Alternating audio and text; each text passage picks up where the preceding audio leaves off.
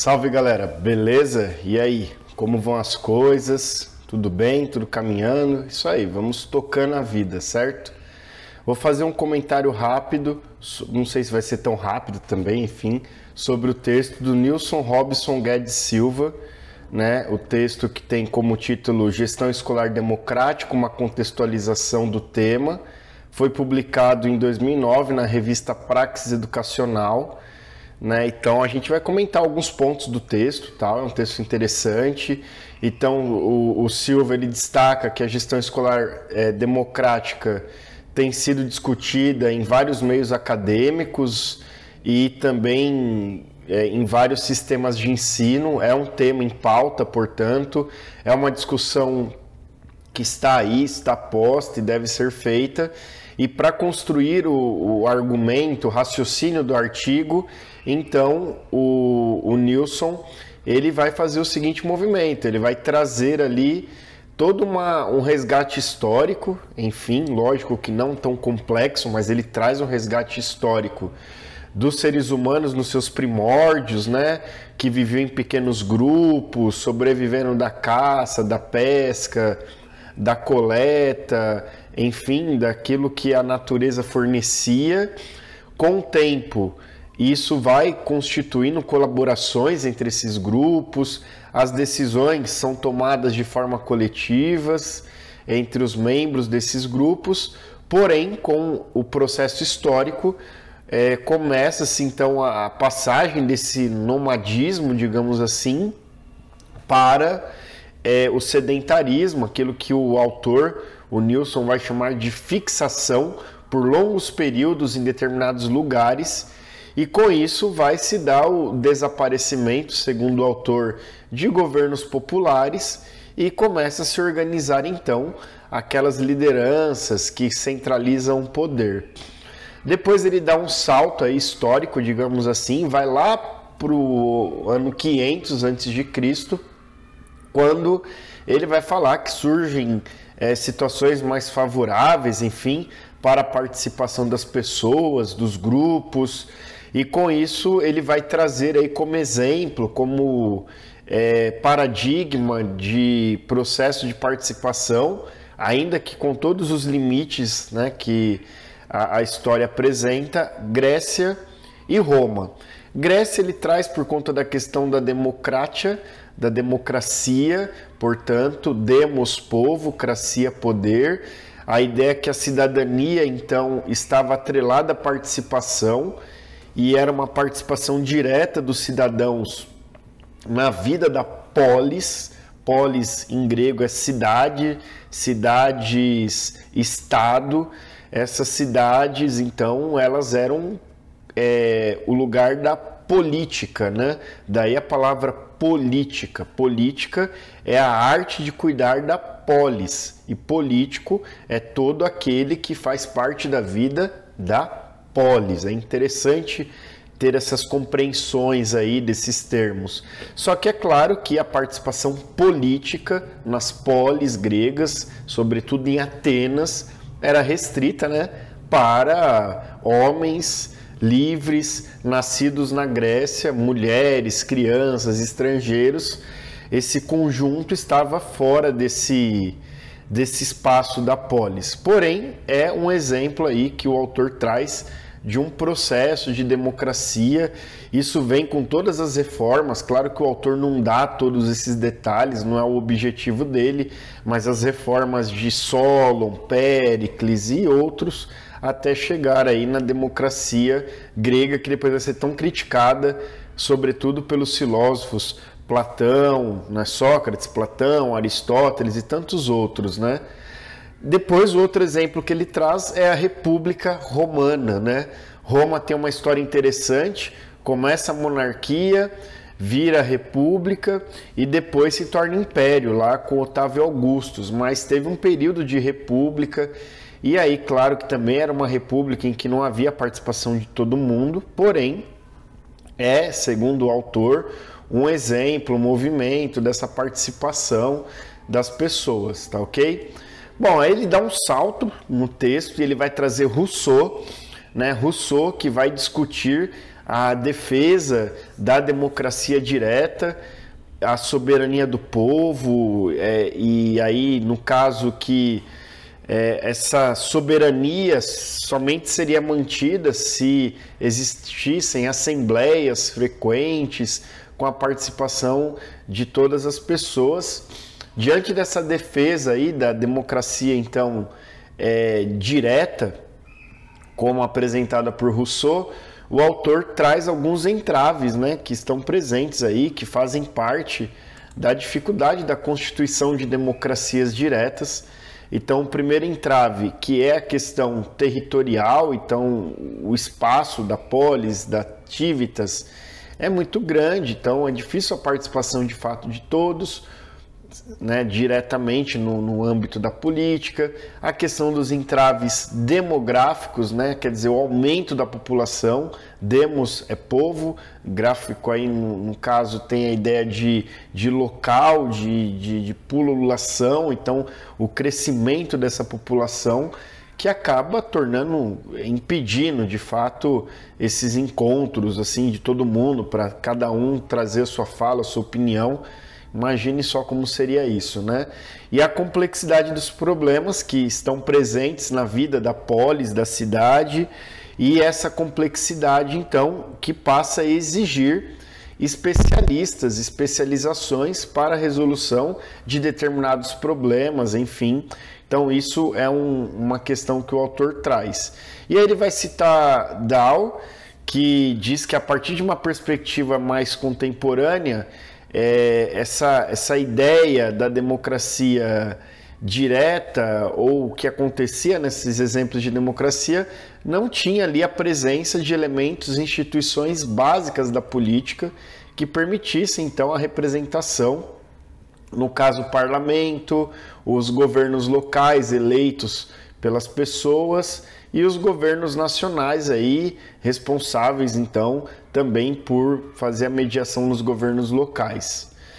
O que acontece, segundo o autor, no ponto de vista histórico, por exemplo, na Inglaterra, lá em 1688, com a Revolução Gloriosa, vamos ter na Escandinávia, nos Países Baixos, na Suíça, quando são criados parlamentos, tá? E aí começa uma ideia de uma democracia representativa. E aí ele traz esse tópico da democracia representativa e a contemporaneidade disso, né? E um grande exemplo da democracia representativa que o autor nos apresenta é a ideia do Estado liberal, o Estado liberal que é o Estado que nós vivemos até hoje, esse Estado aí que tem como concepção a tripartição dos poderes. Isso é o espírito das leis lá de Montesquieu traz, mas outras reflexões já colocavam a necessidade da separação dos poderes, sobretudo nas críticas das revoluções burguesas às visões aí, digamos, das monarquias absolutistas, em que os reis concentravam todos os poderes, né, nos estados nacionais modernos. Então, peraí, não pode ser assim, tem que equilibrar os poderes. Então, a ideia do executivo é aquele que vai executar, portanto, as coisas, o legislativo que constitui as leis e o judiciário que tem o papel do julgamento frente a tudo isso. Então isso é um Estado liberal clássico, né? E aí, qual que é o limite, qual que é o problema dessa democracia na lógica do Estado liberal que vai se constituindo? Ela é representativa, então é óbvio, nem todo mundo vai estar ali, né? O processo de tomada de decisões se dá no centro de poder, no centro político, e geralmente esse centro político está atrelado àqueles que têm posses, aqueles que têm propriedades. Portanto, a decisão política passa pelos grupos que têm grana, que têm dinheiro, que podem de fato participar dos processos, né? Então, quer dizer, é interessante, é um movimento de abertura, mas ainda não atende todo mundo. E aí nós vamos ter, diante disso, as lutas populares, dos movimentos populares, de homens, mulheres, operários, e com isso começa a haver uma participação, uma abertura, mas graças à luta, né? E por isso a necessidade que os cidadãos têm de lutar para terem a sua representação de fato validada nos modelos de democracia representativa. E é claro que é preciso fazer valer essa representação dentro dos processos decisórios. E aí, para fazer valer esse movimento todo, dentro da lógica democrática, as pessoas precisam então entender que a democracia representativa não pode afastar o indivíduo do conceito de cidadão, mas deve valorizar aí a ideia da prática da cidadania. O autor ele vai trazer, por exemplo, Vasconcelos, que afirma que a democracia representativa afasta o indivíduo do conceito de cidadão. Então isso aqui é bem interessante, quer dizer, não pode ser isso, não pode ter esse afastamento. O cidadão é aquele que participa da vida da cidade. E aí o Estado ele não pode se colocar como absoluto, mas sim como um ente, né? Um ente, Aristóteles gostaria de ouvir isso agora que eu falei, a serviço das minorias que são ali prejudicadas, né? E não fazendo o contrário, né? O Estado não pode estar a serviço daqueles que detêm o poder econômico. Então, diante disso, o que se faz, né? O autor coloca essa pergunta: e agora, o que fazer? Quais alternativas, né? Então ele vai trazer o Bobbio. Bobbio é uma referência, até quem está pesquisando aí, só um minuto que eu tomar meu café. King, ó, isso aqui eu ganhei, não é que eu sou rei de nada não, mas é bonitinho, né? Então o Bobbio, que é um autor importante, traz muitas discussões aí no campo do direito, dos direitos humanos. E o Bobbio, então, ele vai defender o caminho para a real democratização da nossa sociedade com a ocupação de espaços pela população. Então a população tem que fazer esse movimento de ocupar espaços que muitas vezes estão dominados aí pelas hierarquias burocráticas. Então, diante disso, o desenvolvimento democrático, enfim, de um determinado país não está mais atrelado à ideia de número de pessoas que votam, mas os locais políticos que essas pessoas ocupam, que elas exercem o seu poder, né? E aí eu vou fazer um parênteses gigante aqui, tá? E falo de um autor latino-americano, Henrique Dussel, quando discute a política olhando a partir da América Latina, e ele vai falar, olha, existe a potência que é o povo, que somos nós, digamos assim, e a potestas, aquele grupo que se apropria do poder da potência. Então, se a potência se omite diante da potestas, ela vai continuar numa condição de submissão. Então, essa potência precisa se colocar, né? E aí, então, essa ideia casa, dialoga com Bobbio, aí, nesse sentido que as pessoas têm que ocupar os espaços para que aconteça a democracia de fato.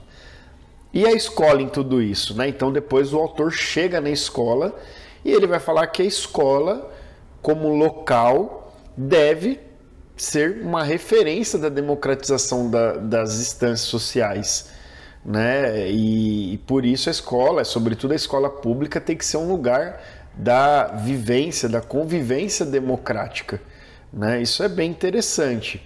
E aí, nesse sentido, ele vai discutir um pouco sobre a democratização da escola pública no Brasil, que é um tema que está aí em debate, em constante debate.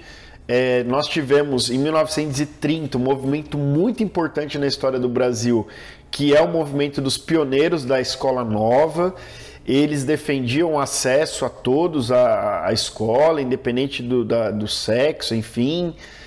Uma escola laica, gratuita, para todas, para todos, em que as pessoas tivessem aí a condição de se preparar para a vida, enfim. E aí nós temos, depois de 30, né, até 45, aquilo que é chamado de Era Vargas, né, o governo Vargas. Em 37, Vargas estabelece o Estado Novo, a gente sabe, conhece um pouco isso pela história, a ditadura Vargas, como alguns chamam, e aí essa abertura proposta e defendida pelos pioneiros da educação nova, meio que tem um fechamento aí, a escola pública se fecha, e o ensino passa a ter apenas como foco a formação de mão de obra qualificada, visando o progresso do capital. De 1945 a 1964, nós vamos ter aí um período de tentativa de abertura, de redemocratização do país, né? Há movimentos interessantes, a busca por erradicar o analfabetismo. Nós temos nesse período todo um movimento ali de tentativa de reduzir o analfabetismo no Brasil. Desponta-se nesse período o trabalho de Paulo Freire com adultos, né? Na andragogia de Paulo Freire ali com a questão do analfabetismo. Porém, em 1964, aliás, entre 31, o dia que eu estou gravando esse vídeo, e 1º de abril nós temos o golpe militar no Brasil, que vai destituir João Goulart do poder e vai estabelecer ali com uma junta militar o governo militar no Brasil, que vai ali até 85. Então, de 64 a 85, o Brasil vive sob um regime militar, então a ideia de gestão democrática parece que não tem muito espaço, né? Não sei o que vocês acham disso. E aí, nesse movimento todo, é a formação de mão de obra, escola para formar mão de obra. 1980, começa o processo de abertura democrática, das lutas, as provocações. E o autor, claro, ele não despreza todos os movimentos estudantis diante disso. E há o grito forte aí por democratização do ensino, gratuidade, financiamento. E todo o conjunto desses movimentos em defesa de um processo democrático e participativo vai servir de contribuição para a elaboração depois da Constituição Cidadã de 1988, a nossa atual Constituição aí que tem tantos remendos e arremendos que, né, eu acho que tem muito esparadrapo na nossa Constituição, mas está aí, está firme, está forte, né? Tentam derrubá-la, tentam ir subverter a democracia no Brasil, mas ele vem se sustentando. E aí o autor traz a Constituição, o inciso 6 do artigo 206, quando fala lá da pluralidade de ideias, da pluralidade de concepções pedagógicas e da gestão democrática do ensino público. Além disso, o autor traz a LDB, Lei de Diretrizes e Bases, né, 93, 94, 96, então a Lei 9.394 do ano de 1996, que também faz uma defesa da gestão democrática, lá no inciso 8, artigo 3º, que traz ali a definição da gestão democrática, depois se dá uma olhada, vale a pena. E, por fim, a democratização da escola não pode ser reduzida a um único aspecto da atividade escolar. E então, nesse sentido, a ideia é romper, digamos assim, com uma lógica de autoritarismo no modo de gerir as escolas. Então, não é democracia apenas de faz de conta. Isso vai exigir a participação da comunidade. O autor até é bem incisivo, que ele entende até que essa decisão deve estar presente na direção, né, em escolher a direção da escola. Enfim, isso não acontece, eu pelo menos não conheço nenhuma rede que trabalhe desse jeito. Me parece que ainda as redes que têm processo seletivo são um pouco mais democráticas, mas aí é uma pauta interessante que eu até deixo de provocação. Como fazer, então, uma gestão democrática para escolher a gestão da escola, né? E aí, algumas considerações finais que ele apresenta. Então, a democratização da gestão escolar não tem um fim em si mesmo, mas é um meio para que a escola realize o seu trabalho, oferecendo ensino de qualidade. E essa ideia de qualidade, ela sempre pressupõe a quantidade, né? Isso aqui é importante. Então, quantidade, todo mundo tem que ter acesso. E aí pensar a qualidade para todos. Se for só para um grupo, aí não é qualidade, é privilégio. Então, ele traz um pouco a figura do Gadotti, que é uma referência aí no campo da educação, quando o Gadotti fala do papel, então, das forças sindicais, da política, a nova escola latino-americana que deve formar a consciência crítica, a organização das pessoas que estão ali presentes. E aí ele traz também a figura do Paro, que é um autor que discute muito a questão da gestão democrática da escola, que coloca que os elementos que dificultam, digamos assim, a democratização da escola é o peso de uma visão tradicional, de uma organização que é muito ainda autoritária e sem espaço para o diálogo, sem a perspectiva de transformação a partir da prática das pessoas, e com isso não vai haver, claro, uma gestão democrática, porque se as pessoas não ocupam esses espaços, né, não há como ter essa gestão democrática. E que se mantenha, que tenha uma certa duração aí, que se estabeleça. E por fim, o autor dá um grito, né, meio que um respiro no artigo: valorizar a educação enquanto um fator que pode contribuir para despertar os cidadãos, que possa despertar a ideia de o que é cidadania de fato. Então, um pouco isso, o movimento, eu falei que seria rápido, né, mas vale a pena fazer essa incursão aí por esse texto. Espero que você tenha compreendido um pouco melhor o texto, as suas participações. Fica aí à vontade, coloque o que você entende, o seu comentário, beleza? Então até breve, um grande abraço.